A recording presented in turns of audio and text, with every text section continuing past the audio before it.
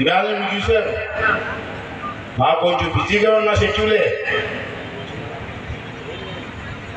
Assembly అంతా కూడా నడిపించుకోవాలి. నేను కష్టం, బిజీ షెడ్యూలే నాకు. అయినా మీరు ఏమీ అనుకోవాల్సిన లేదు.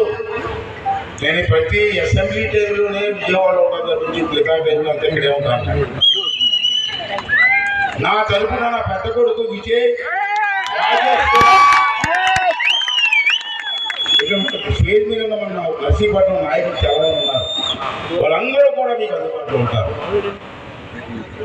నేను అన్నవసలే, మీరు మా ఇంటికి ఎవరు వచ్చినా ఎప్పుడు వచ్చినా విజయ్, రాజేశ్వరి గారు వాళ్ళు చెప్పండి, వాళ్ళు నాతో టచ్లో ఉంటారు. మీకు కావాల్సిన ప్రతి పని చేయడం కోసం మా కుటుంబం అంతా మీకు అందుబాటులో ఉంటుందని చెప్పి